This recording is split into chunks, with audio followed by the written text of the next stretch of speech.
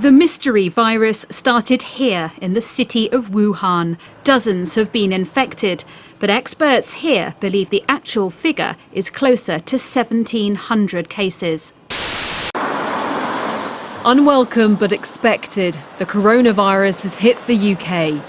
The official line is not to panic, but this hasn't stopped face masks running out in some places across the UK. Let's talk to our health correspondent Anna Collinson, and we've had an update in terms of where the nation is now, Anna. Yeah, in the last few minutes, the death toll has been announced, and it's an increase from yesterday by 181. So the death toll for the UK is now 759.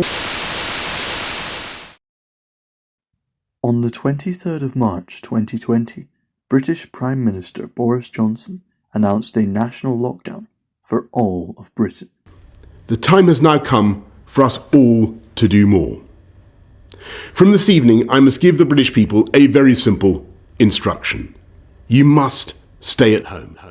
Now we're approaching a full year from the start of the lockdown, and Britain's leaders are seemingly on our TV all the time explaining new lockdown rules and restrictions.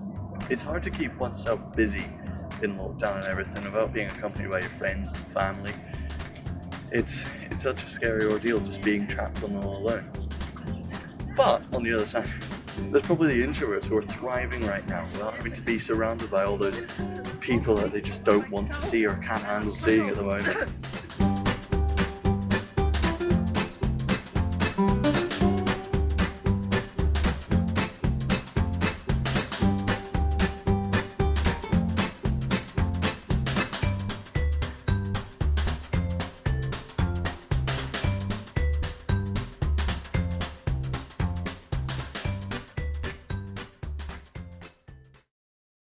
Before we continue, let's get an understanding of what introversion is.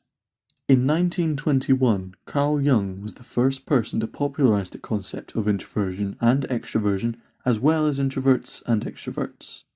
He wrote in his book, Psychologisches Typen, "In my practical medical work with nervous patients, it has long struck me that, in addition to many individual differences in human psychology, there are also typical differences.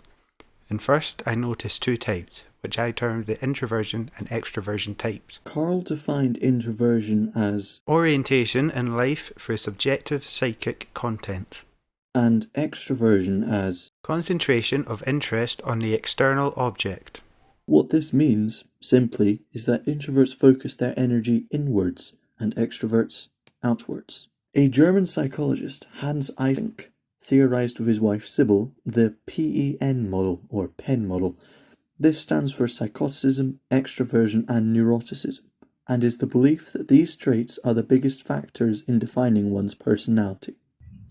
Although there's been little change to how we perceive personalities from these graphs, and there has been some criticism labelled towards them, the important thing to understand is that introverts enjoyed spending time with themselves and extroverts would enjoy spending time with others.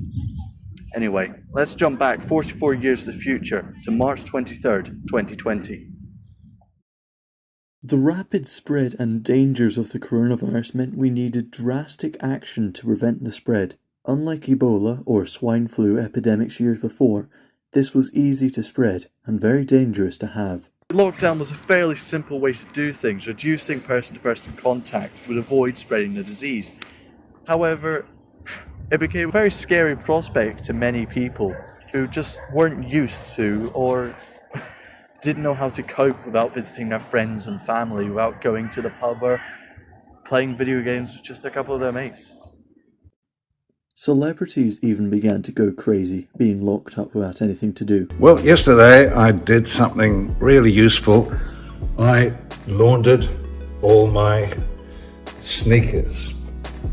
Boy, do they smell good. Till July sounds like a bunch of I'm sorry, but like, it's a virus, I get it, like, I respect it, but at the same time, like, even if everybody gets it, like, yeah, people are gonna die.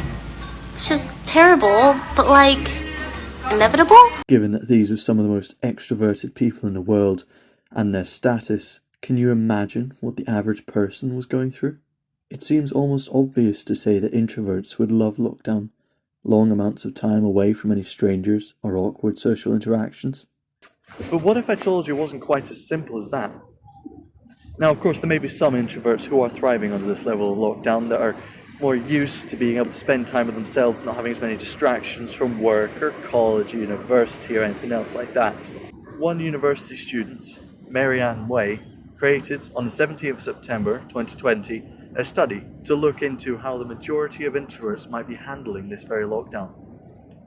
This study, creatively titled Social Distancing and Lockdown, An Introvert's Paradise, an empirical investigation on the association between introversion and the psychological impact of COVID-19 related circumstantial changes. The study posits that introverted people were struggling more under lockdown than extroverted people due to numerous mental health issues that are often found are associated with introversion, such as depression, anxiety and low self-esteem issues. Marianne's study reached out to a total 114 participants, 64 from America, 13 from the United Kingdom, and 39 from other countries. The study goes into a very in-depth analysis of introversion and lockdown. Of course, the study mostly focuses on the United States, but we can safely assume that it's not entirely localised to that area, especially in the United Kingdom, both very modern countries. The study mentions one aspect of present observations is worth noting before proceeding to discuss findings pertaining to the second aim of the current study, namely the psychosocial impact of COVID-19 related circumstantial changes. Loneliness was predicted by both introversion and demographic factors, specifically recent unemployment. But these effects were unique to USA and non-USA residents respectively. To help understand this study and introversion in lockdown as a whole, I got in touch with Professor Adrian Furnham. Currently a psychology professor at University College London, he was once named one of the 20 most influential people in HR by HR Magazine. He's written countless books and articles as well as been sourced thousands of times. Would you consider yourself as either introverted or extroverted? I think it's important to make a distinction between what we call typologies and distinctions. I am extroverted. People don't divide into introverts and extroverts. They're on a continuum. So you have strong extroverts, very strong extroverts. Most of us are neither introverts nor extroverts. Technically, we're called ambiverts. We're in the middle. We are introvert-ish, extroverted-ish. We think and talk in typological terms. He is tall, she is short, he is an introvert, she is an extrovert. But actually, it's a continuum, and it's very important to bear that in mind. Eventually, we moved on to Marianne's study.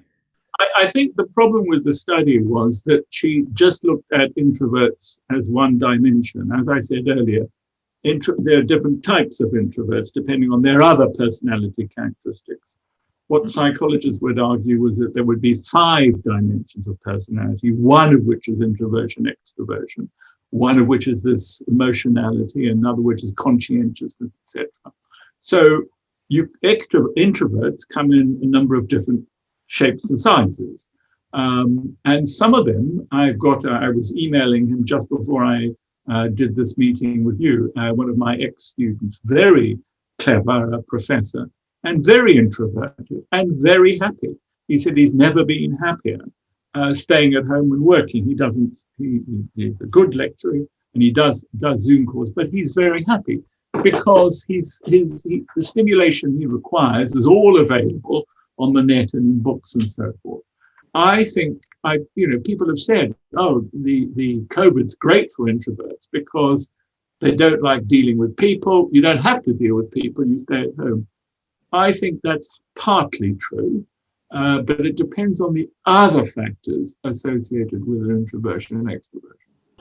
It's fair to say that introversion is hardly a blight on today's society, but it's important that we take a moment out of each of our days to care for our introverted friends and family members who may be struggling under this lockdown. We just don't fully understand what they're going through.